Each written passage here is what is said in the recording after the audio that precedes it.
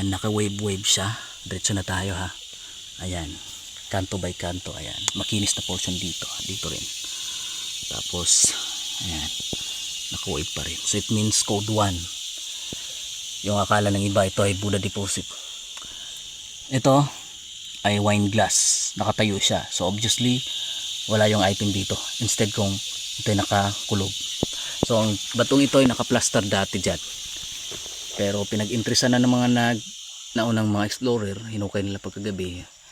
At wala naman din silang nakuha. Negative yan, wala yan. Yung totoo, kasi naka-align yan papuntang code 1. Mizu, it means water. So dito na, largo na tayo dito. Kita nitong dalawang batong ito. Ito yung pinaka cross intersection. Galing dun sa bato na dyan dati naka-plaster yung bato. Kinuha lang, pinagulong. Ito, ayan, dito yung pinaka code 5. So kapag gagamit tayo ng green degrees, yung apat na direksyon ng north, south, east, and west. Green degrees yan. Yung white degrees naman, yung northeast, southeast, southwest, northwest. Double compass na yan. Kapag tatadlas tayo, makikita natin yung lock na yan, na bato. Malaking bato. Tapos, binangilan pa, ayan. So kapag titignan natin, merong wood element indication yan, ngunit ginawang intersign. Hindi dun papunta kundi dito, ginawang siding yan papunta, tatadlas dyan. So may missing coordinate yung dalawang bato na dapat sa test dig, sa actual test dig, merong makuhang bato na kasing laki din nila. Ayan, flat na bato ito. Pwede mong ilagay yung compass dyan. Ayan. Tapos kulay puti, ibig sabihin metal. Compass tayo papuntang west. So balik tayo, ayan. So west dito, 270 west. Eto, matatamaan to. Passageway, tatadlas tayo dito. Dito yung spot kasi nag-cross intersection sila dito. So dyan yung lubugan ng araw. Hapon na.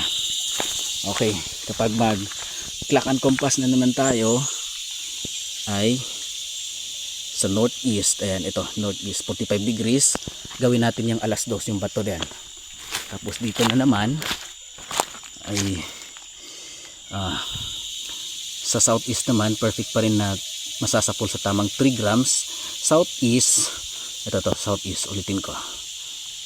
Ayan, southeast. Ito to, ayan, southeast. Ayan. Okay, bali nag-triangular form sila. Ay, isa, dalawa, tatlo. Pang tatlo yung dalawang bato dyan na ginawang passageway. So ayan. So walang item dyan sa gitna, kundi triangular form lang siya, magiging arrow form siya. Maya maya magpapakita ako ng layout, mag-drawing ako. So ito na yung spot. Okay, ayan.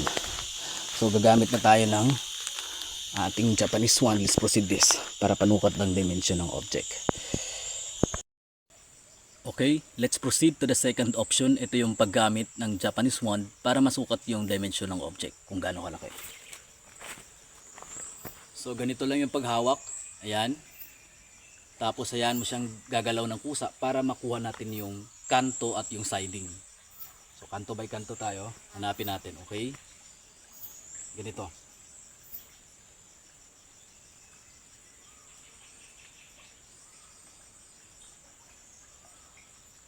Ayan, papunta siya dun. Dito tayo.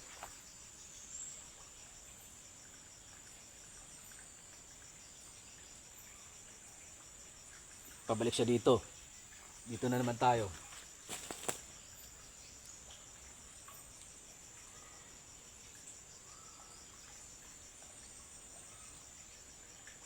Ganun pa rin. Punta dyan. Dito tayo.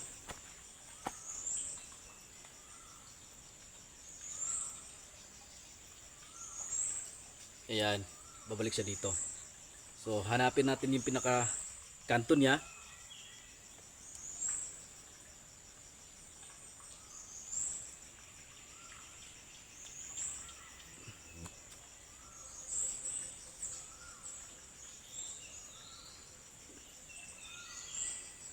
So ito na.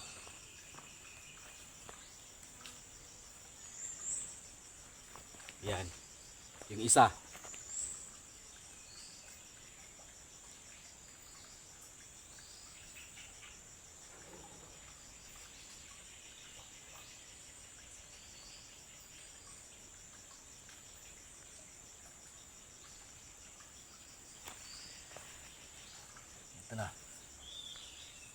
Ayan. Dito na naman tayo sa ibabaw.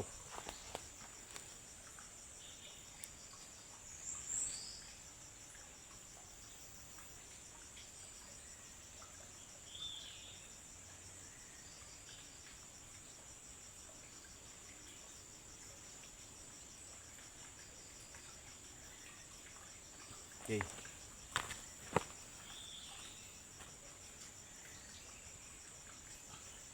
Ito na.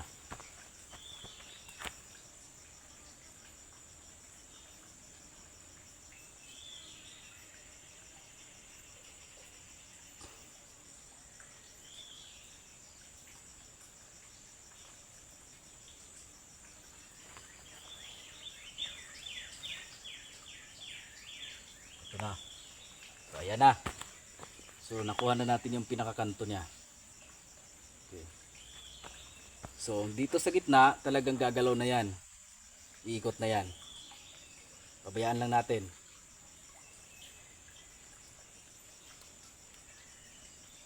Ayan. Pwede rin ganito pagkahawak ko. Ayan.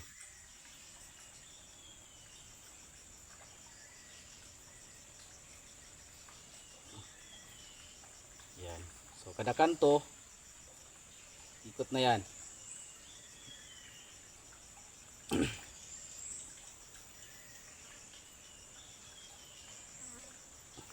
Ito rin.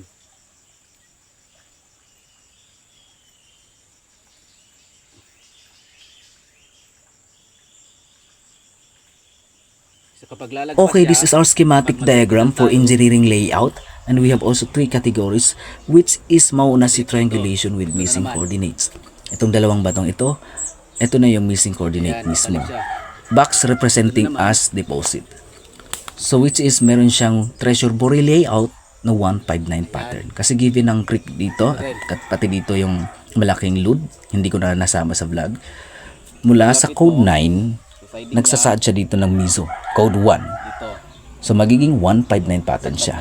At mula sa east, ayan, code 3, code 5, code 7 dito sa west side, lubugan ng araw. So 357, 159. Okay. So meron siyang 159 pattern. Laging tandaan, second option na lang ito. Hindi pa rin tayo pwedeng bumabase dito kung hindi natin i-remap yung area.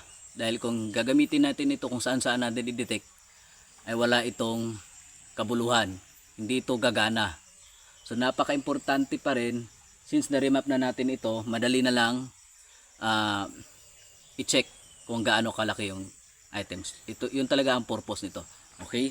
So, pakita natin. Hindi tayo mag-relay na kung ano-ano. Ang Japanese wand ay panukat lang yan. Okay? So ito na. 1, 2, 3, 4 na staka. Yan, lagyan na natin ng staka.